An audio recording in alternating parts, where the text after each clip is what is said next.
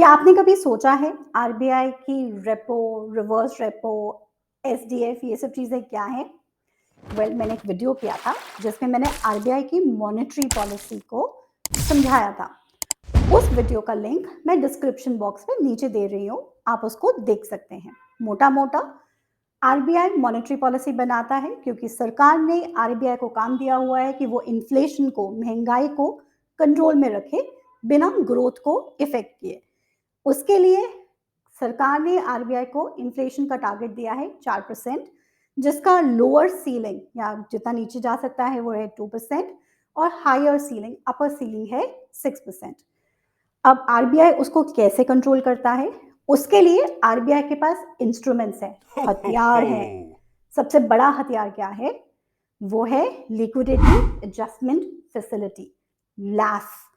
Life के अंदर instruments आते हैं जिससे आरबीआई इकोनॉमी में पैसा या तो पंपिंग करता है, दैट मीन्स डालता है, या फिर एब्जॉर्ब कर लेता है, खींच लेता है।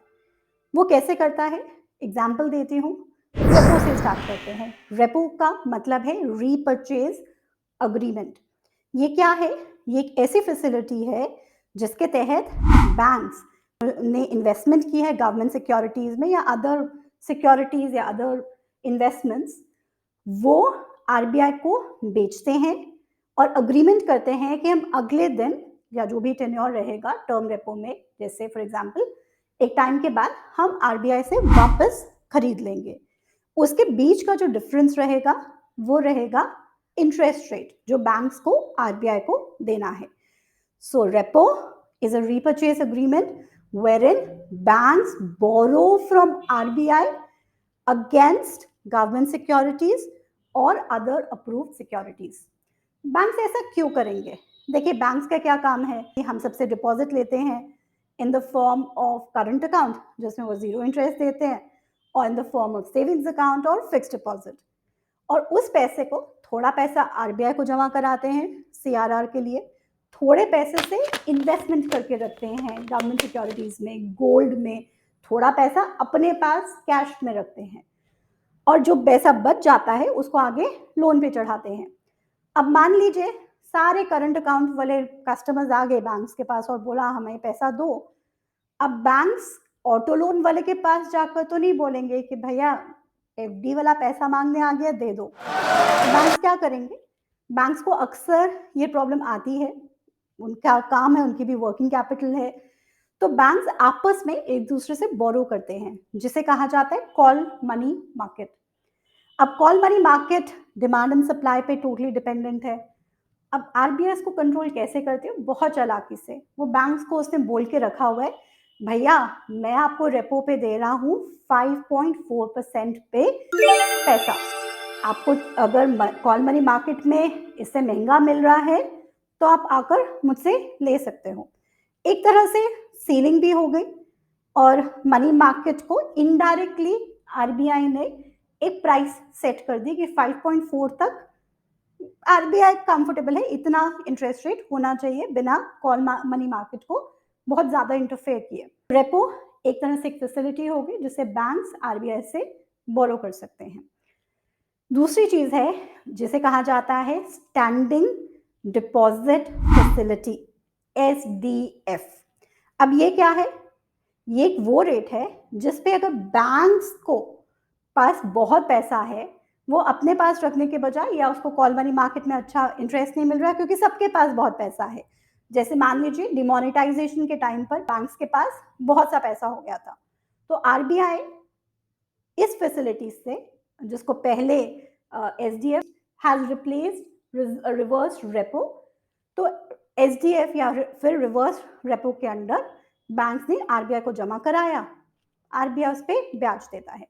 पहले आरबीआई उसके अगेंस्ट सिक्योरिटी देता था, अब इस बार उन्होंने कहा कि भाई हमें सिक्योरिटी देने की जरूरत नहीं है, आफ्टर ऑल मैं आरबीआई हूं। तो आरबीआई ने एसडीएफ को इंट्रोड्यूस किया जो अनकोलेटरलाइज्ड है, मतलब कि इसमें कुछ भी गिरवी नहीं रखा जाता। और आरबीआई अगेन बॉस है, तो अगर रेपो 5.4% है, मतलब कि बैंक्स को अगर आरबीआई से पैसा चाहिए तो 5.4 पे लेंगे, लेकिन अगर वो अपना पैसा आरबीआई के पास जमा करा रहे हैं एसडीएफ के अंडर, तो आरबीआई उनको 5.15% इंटरेस्ट देगा, मतलब कम देगा। इसके अलावा एक और इंस्ट्रूमेंट है, एक और बहुत ज़बरदस्त हथियार है आरबीआई के पास, जिसे कहा जाता है मार्जिनल स्टैंडिंग फैसिलिटी, एमएसएफ। वो क्या है?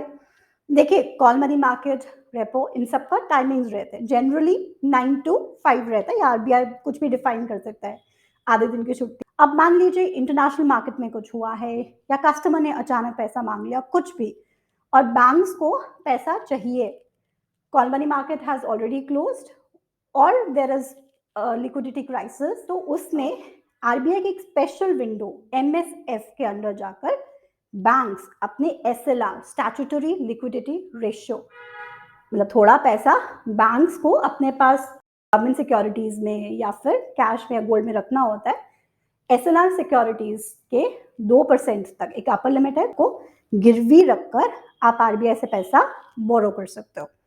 और आरबीआई कहता है कि बॉस, सोचा नहीं था ना, अचानक आ रहे हो, तो आरबीआई इसमें जो आपको ब्याज चार्ज करता है बैंक्स को, वो ऑब्वियसली थोड़ा ज़्यादा होता है, और वो अभी फिलहाल फॉर एग्जांपल चल रहा है 5.65%।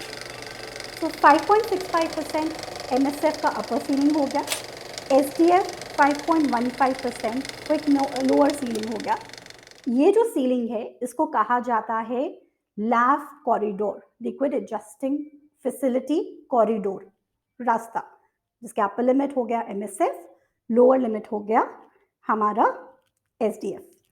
इसके अलावा आरबीआई 2 और 3 और चीज़ें यूज़ करता है, जिसे कहा जाता है रिजर्व रेशो, सीआरआर, एसएलआर, और तीसरी चीज़ ओपन मार्केट ऑपरेशन, तो हम कल डिस्कस करें। Hope to see you tomorrow to cover these topics in detail. Do not forget to subscribe. Please do subscribe to the channel, and if you like this lecture, do like it. Thank you so much.